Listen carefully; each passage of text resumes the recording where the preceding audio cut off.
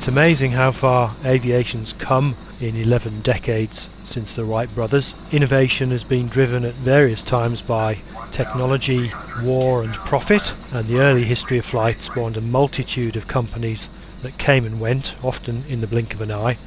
But not all of them went, and it's almost incredible that some of the earliest names are still around. Clyde Cessna flew his first aircraft, a home-built approximation of the Blériot 11 in 1911, less than a decade after the Wright brothers, and in aviation circles Cessna is still a household name, even if these days it builds jets and light sport aircraft, largely using Chinese labour.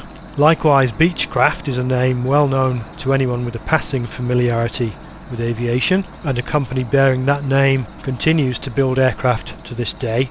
Before Beechcraft, Walter Beech and Clyde Cessna were partners, founding the Travel Air Manufacturing Company in 1925, along with Lloyd Stearman. And this is really where our story starts, because it was the demise of Travel Air, shortly after it was acquired by Curtiss Wright in 1929, that gave Beech the impetus to strike out in a new direction. In 1932 he created the Beech Aircraft Company with the specific goal of building a high-speed, long-distance executive transport aircraft. It was the age of the cabin biplane, and Beech would have his work cut out to compete with Waco, which dominated the market. The Model 17 was, rather confusingly, Beech Aircraft's first aircraft. Beech continued the Travel Air model numbers, and while unremarkable in its construction, it was anything but in the details. The aircraft was fast, thanks in part to meticulous attention to details, such as the faired eye struts in place of the more conventional end struts, and ultimately its retractable landing gear. Beech built 4 prototype models which had fixed gear, and tried a number of different engine options to give an aircraft that could break 200 miles per hour. Although the 2 Wright-equipped options achieved 225 miles per hour, they were ferociously expensive, and they were also unstable in pitch. At this stage a Model 17 cost between $19,000 and $30,000, truly the Learjet of its day, and Beech worked hard with designer Ted Wells over the next few years to refine the design down to a more affordable sub $10,000.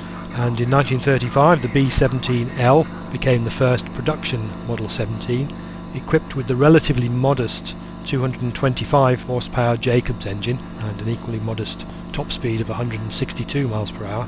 Although modest in performance, the Model 17 promised speed. With its deeply raked windscreen and oddly staggered wings, it looked like it was hitting 100 miles per hour even when parked.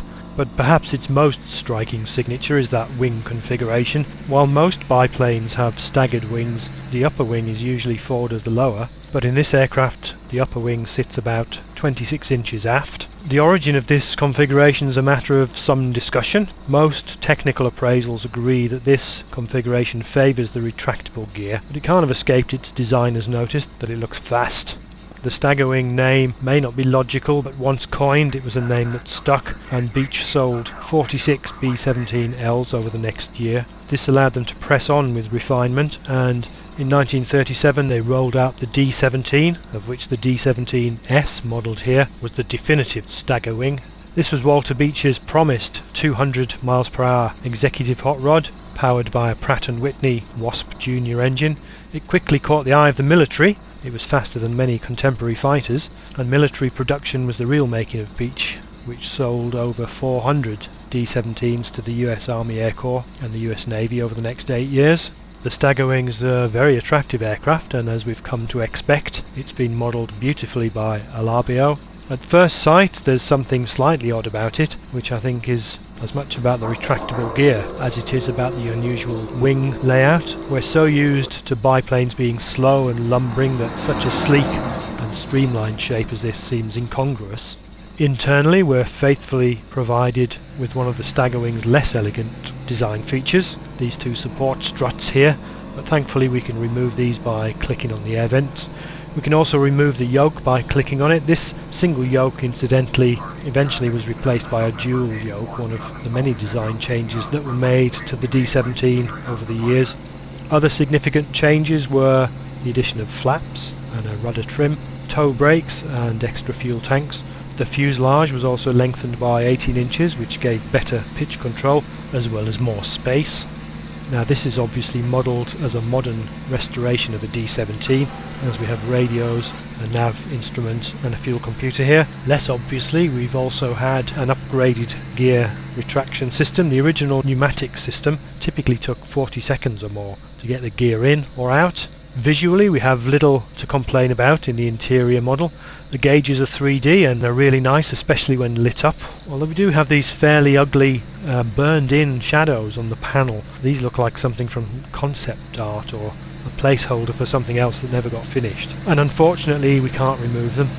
The aircraft flies well. It's very easy to fly, but the systems aren't modelled in any great depth. I read a great pilot report on the D-17 that went through starting that Wasp Junior engine, and it was fascinating to see how much of a tap dance it can be. Here we just hit the starter and it fires up. It does sound pretty good, at least on startup. Otherwise the engine sounds are disappointing. They're fairly obviously looped, which is actually quite intrusive at high throttle settings, and as far as I can tell there are no ambient or environment sounds at all. If you stop the engine in flight, for example, everything's just deathly silence. So flying this isn't a challenge except in the obvious ways. The forward view is restricted, especially on the ground, so like any vintage tail dragger, ground operations are probably the most challenging. It steers well on the ground thanks to a steerable tail wheel, but it's also very squirrely, so that tail wheel needs to be locked for takeoffs and landings. Other than that, there isn't a lot of depth to the simulation, although you can make a meal of managing the 5 separate fuel tanks. In the real world, the upper wing tanks are often left unused because that wing layout actually makes it quite hard to fill them. The Staggerwing was a design classic, but after the war, non-military production slowed and the 17 was once again a rich man's plaything. Production ended in 1949 with the G models, which sold for $29,000 apiece. In truth, the biplane age was passing, and Beech itself helped write the Staggerwing out of the order books when it created the Model 35. This was of course the V-tail Bonanza, and it did almost everything the Staggerwing did, but it was a third of the price and looked like a fighter plane. In fact, the Bonanza was so successful in its niche that it's still in production to this day, and it holds the record as the longest continuously produced aircraft that there's ever been. So that's the Staggerwing in FSX. It's a beautiful model, but it's not AccuSim. In fact, it's difficult to know what to make of an aircraft like this in FSX. It's not that much fun to fly once the novelty's worn off, because there really isn't much to it. It doesn't make much sense as a general runabout, mainly because the view's pretty restricted compared to something more modern, and it's not that well equipped. On the other hand, there is something to be said for bringing these old antique aircraft to life, and for the nostalgia factor, especially if you want to shoot video or screenshots. It's something there's clearly still a market for.